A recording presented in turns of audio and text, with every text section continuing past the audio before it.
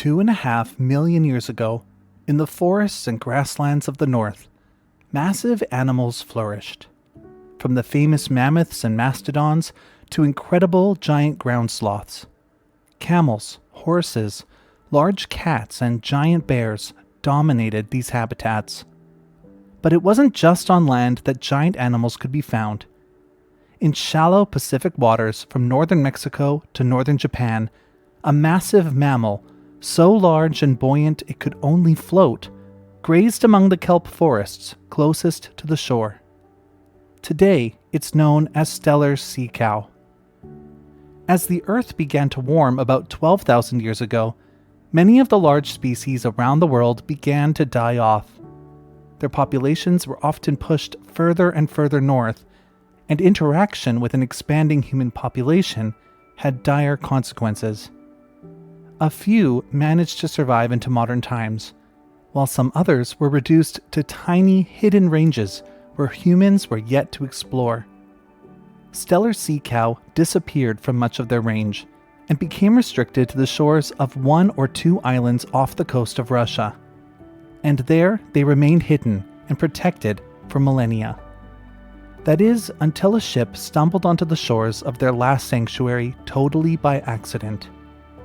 This is the story of that ship and of the men on board who would eventually bring an end to the giant sea cow of the North Pacific. Welcome back to All About Nature. On my channel, I try to bring nature-related content that's both educational and entertaining.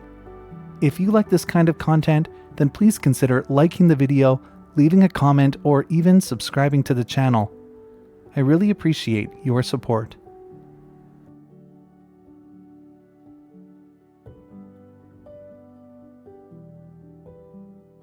In the 1700s, the complete map of the world was unknown. Charting new territory was a slow, painstaking process. Maps of the world had large, white areas where the details of what existed there were still a mystery.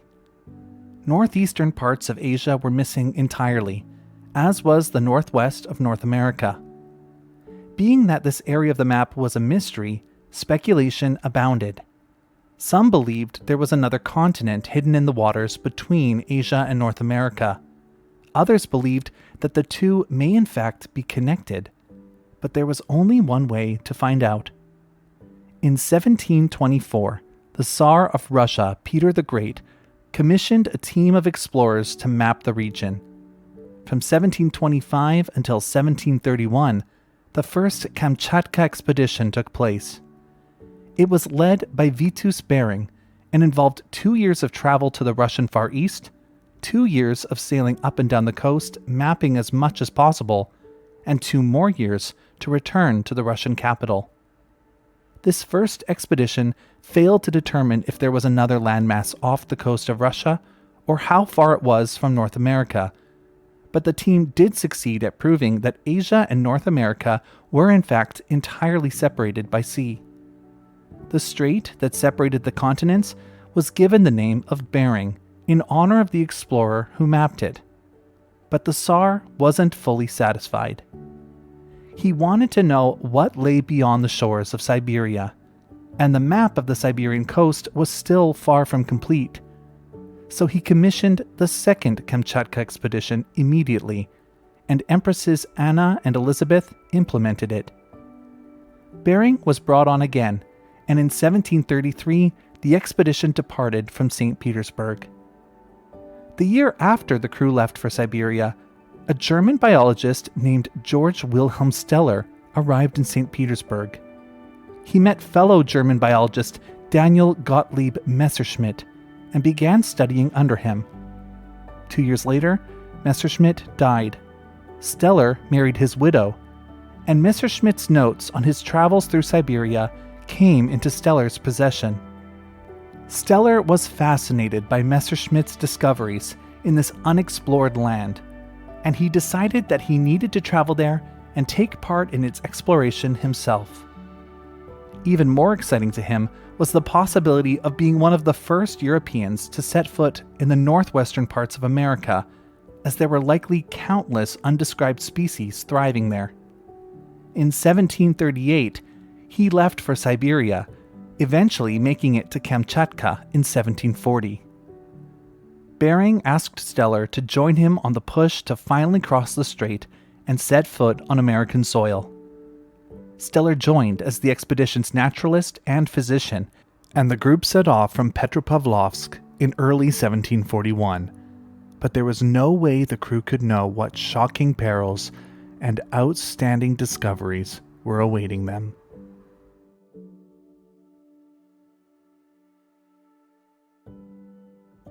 The expedition had two sister ships, the St. Paul and the St. Peter. The St. Paul was being commanded by Alexei Chirikov, while Bering commanded the St. Peter, which was also the ship that Steller was on. The expedition's objective was simple.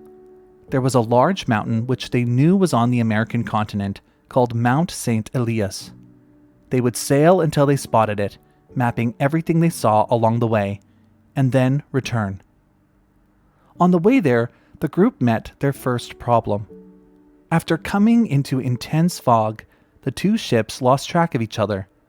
By the time it lifted, neither knew where the other was.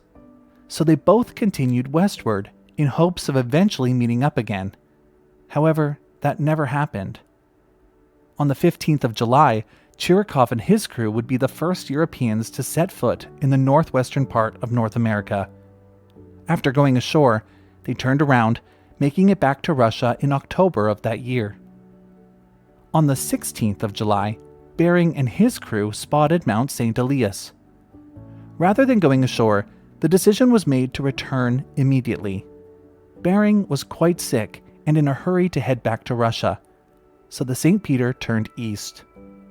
On their return voyage, they mapped Kodiak Island for the first time. This island is known today for being the home of the largest subspecies of grizzly bear.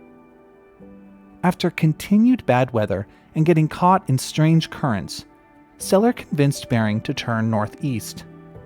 This took them up to what is believed to be Kayak Island. Here, for the first time, Bering allowed the crew to actually go ashore, but only for long enough to gather fresh water. Steller was mortified. Here, he finally had an opportunity to look for new species, but Bering, being increasingly ill, just wanted to move on. Steller pleaded with Bering to stay longer, and finally, Bering relented, giving Steller a total of 10 hours to explore and collect specimens. Steller went ashore and frantically collected as many plants and animals as he could get his hands on. He later recounted in his journal, "The time here spent in investigation bears an arithmetical ratio to the time used in fitting out. 10 years the preparations for this great undertaking lasted, and 10 hours were devoted to the work itself."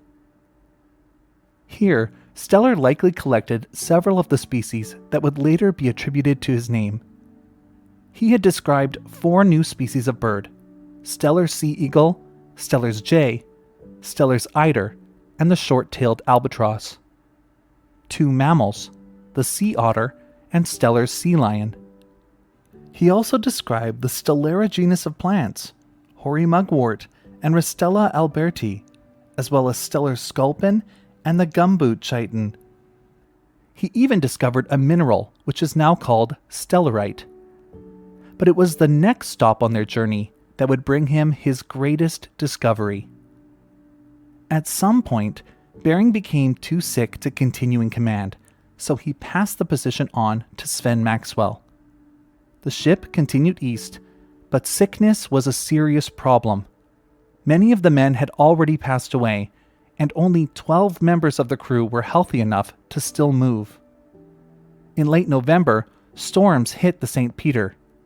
They needed to find refuge fast, and they stopped at the first land that they came across. The crew believed that they had reached the mainland of Russia. This would have been lucky, because the storms continued to batter their ship, quickly rendering it unsailable. Winter was setting in, and the crew needed to find a way to a town, so they began to explore in an effort to figure out where they were. It didn't take long for them to realize that they were in fact trapped on an island. Sadly, they had almost made it home, They were only 175 kilometers from the Kamchatka Peninsula, on an island that was part of what today is known as the Commander Islands. As the extreme weather of the Siberian winter set in, the sick crew quickly began to die. Bering himself passed away from what is believed to have been scurvy within only a few weeks of their arrival. He was buried there, and the place was eventually named Bering Island in his honor. After the sick died off or finally recovered, the survivors knew that they were going to be stuck there for a long time. With the ship out of commission, they would need to wait until spring before they could make repairs. In the meantime, they needed shelter and food. As they searched for the things that they needed to survive, they stumbled on some unknown species. They had no idea how special these animals were, being the last remnants of their kind from the Pleistocene.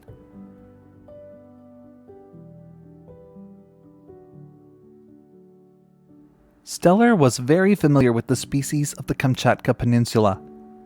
In his journal, he made note of some observations about the species in the area that led him to the conclusion that they were in fact on an island.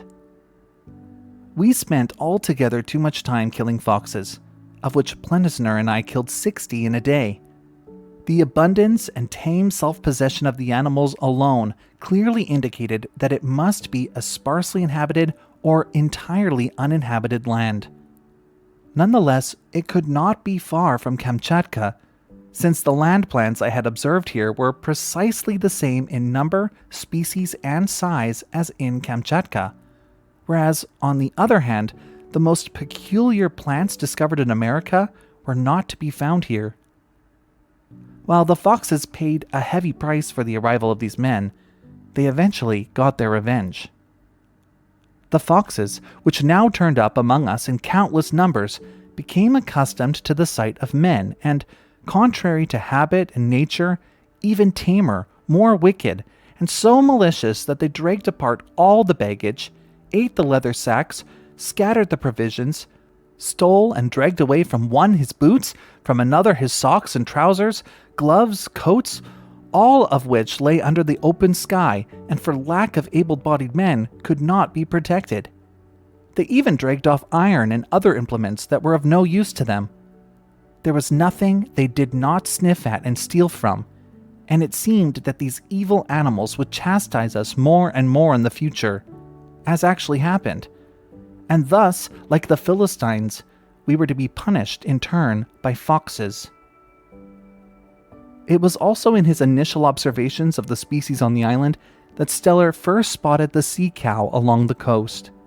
He had no idea what it was, referring to it as the unknown sea animal. In the meantime, the crew scouted a spot to begin to build some shelters. They found a spot near the beach where the river met the sea. Steller didn't know it at the time, but this specific spot for his wooden shelter was overlooking one of the preferred spots of the unknown sea animal for grazing, and he would get 10 long months of intense time to study the sea cow directly from his doorstep. 10 being a particularly fitting number after his 10 years of preparation and complaint of only 10 hours of study on Kayak Island. The crew didn't just eat foxes. They also regularly ate fur seals, sea otters, and ptarmigans, which were also abundant on the island. But Steller also described another species, a bird, that he hadn't encountered before. A giant cormorant that Steller described as flightless, though skeletal remains suggest that it was likely capable of limited flight. Today known as the spectacled cormorant, this seabird is believed to have been limited to Bering Island by the time that it was discovered. Though subfossils indicate that it once stretched down as far as Japan, just like the sea cow, it was a relict population of Pleistocene animal that only survived on the Commander Islands because humans hadn't visited it yet.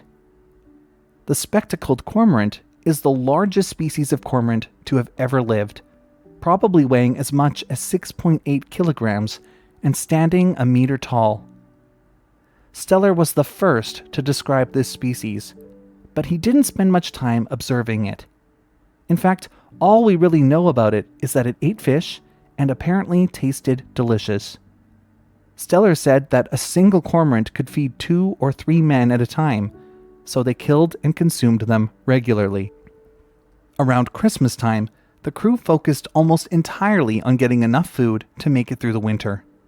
Sea otters became the primary target, and when they weren't being killed to eat, they were being killed for their pelts.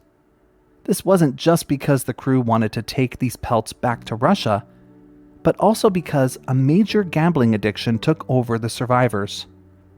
Otter pelts were the primary currency with which to gamble, and the men would spend hours hunting just to take the pelts and leave the meat to rot on the beach.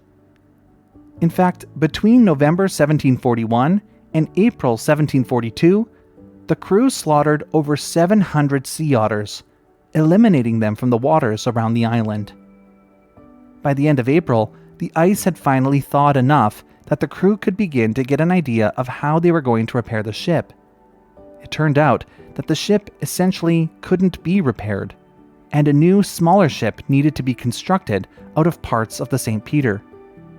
Despite the enormity of the task, the crew was hopeful that they would be able to set sail by August, but they needed a new source of meat in the meantime. This was when they turned to the sea cows.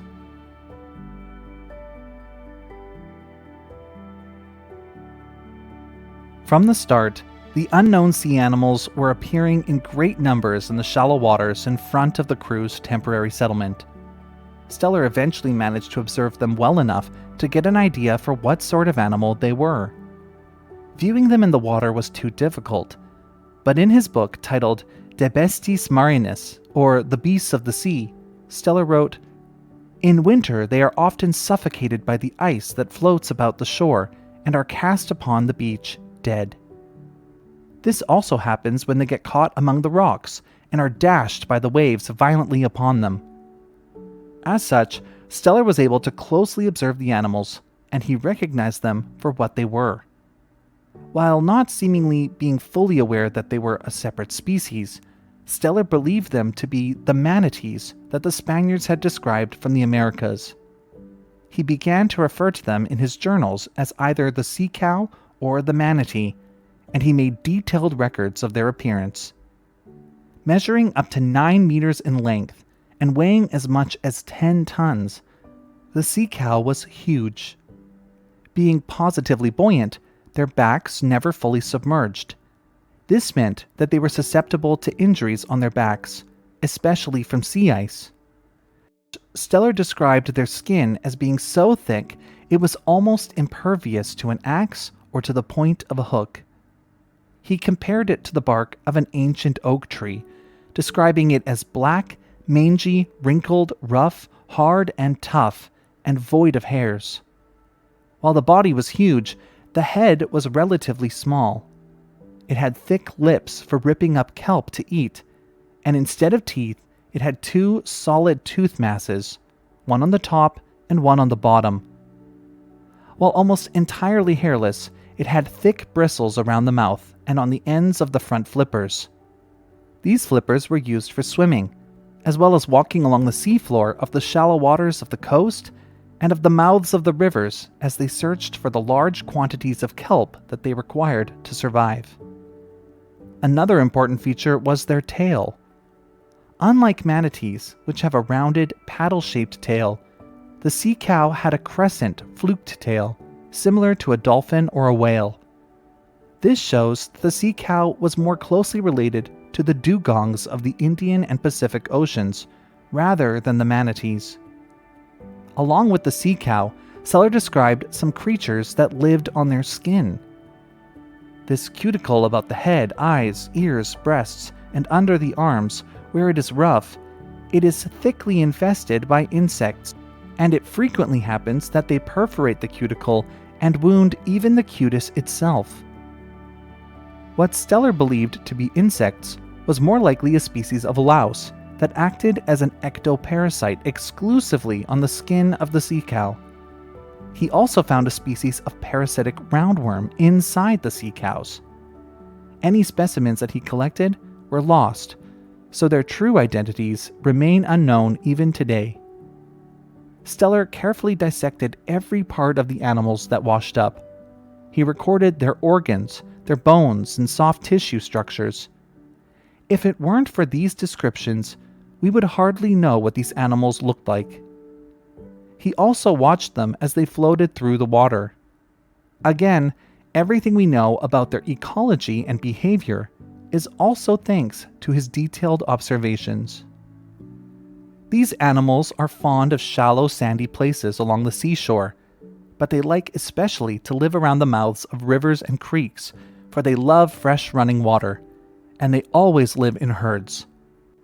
They keep the young and the half-grown before them while they feed, but they are careful to surround them on the flank and rear, and always to keep them in the middle of the herd. Most commonly, whole families live together in one community, the male with one grown female, and their tender little offspring. They appear to me to be monogamous. The young are born at any time of year, but most frequently in autumn, as I judged from the newborn little ones that I saw about that time.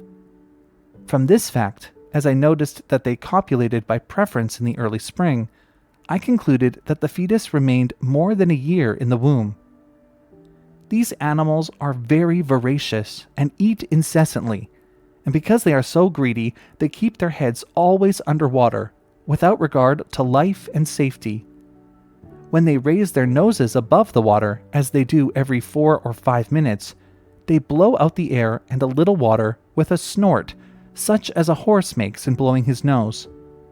As they feed, they move first one foot and then the other, as cattle and sheep do when they graze, and thus with a gentle motion half swim and half walk. Half of the body, the back and sides, projects above the water. While they feed, the gulls are wont to perch upon their backs and to feed upon the vermin that infest their skin, in the same way as crows do upon the lice of hogs and sheep.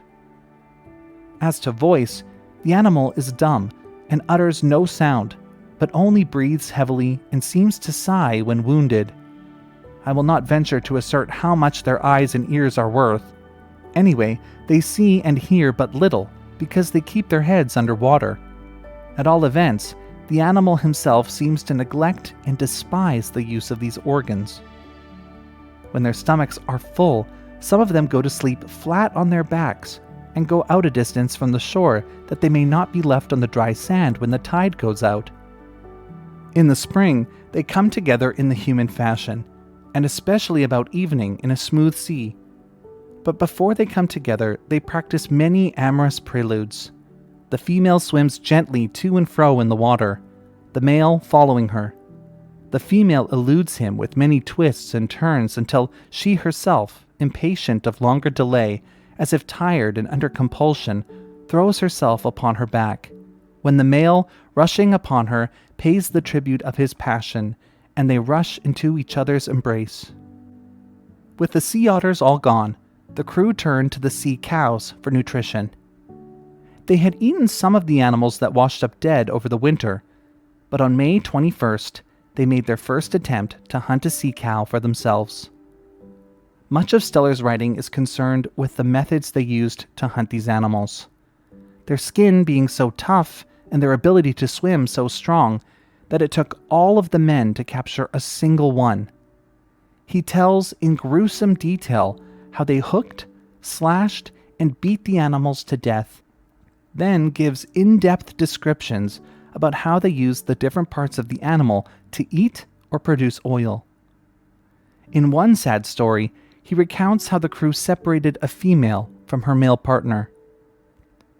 It is a very curious evidence of their nature and of their conjugal affection that when a female was caught, the male, after trying with all his strength, but in vain, to free his captured mate, would follow her quite to the shore, even though he struck him many blows, and that when she was dead, he would sometimes come up to her as unexpectedly and as swiftly as an arrow.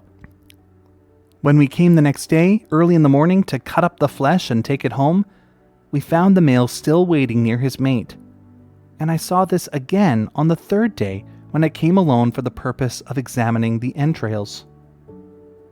Steller believed that these sea cows, which of course he believed to be the same manatees as were described from the Caribbean, were abundant in the Americas, so there was no problem in hunting as many as they needed. He wrote that there is so large a number of these animals about Bering Island that they would suffice to support all the inhabitants of Kamchatka. What he didn't know was that this was in fact the only place in the world that this unique animal was still surviving. That by being the first humans to their habitat and by carelessly hunting excessively and without discrimination, these relicts of the Pleistocene would soon be gone. In August of 1742, Steller and the rest of the crew made it back to the mainland.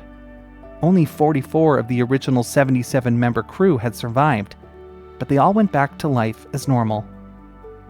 Steller spent the next 2 years studying the wildlife of the Kamchatka Peninsula. In 1746, he was en route back to St. Petersburg when he caught a fever and died. He was only 37 years old.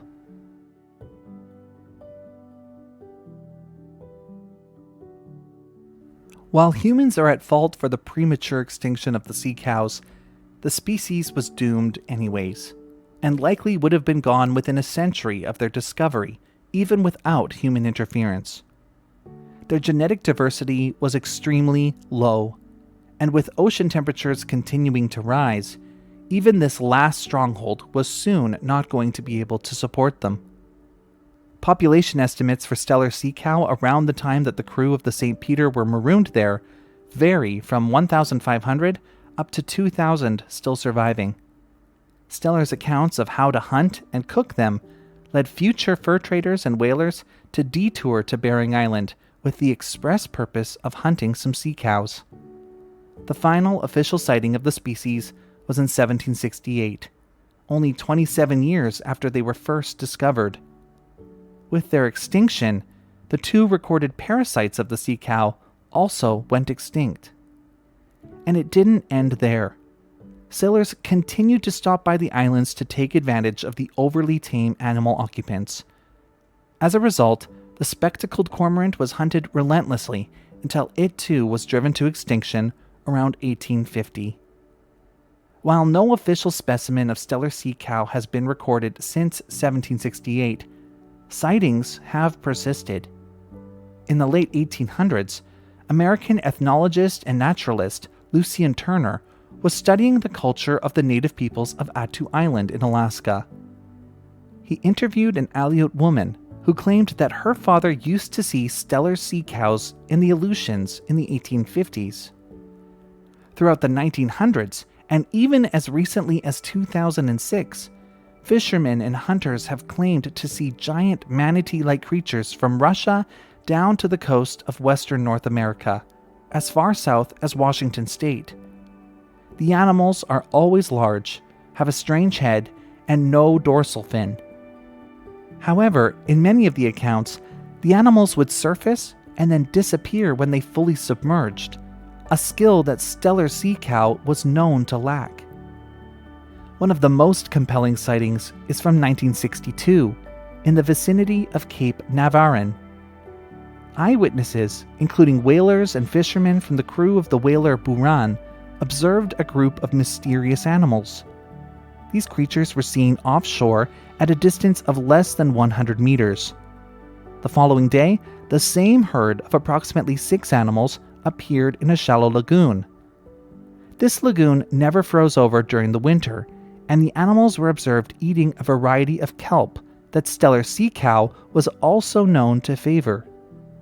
Some Russian scientists received descriptions of the animals, which were reported to be 20 to 26 feet long, with dark skin, a small head, and a crescent tail.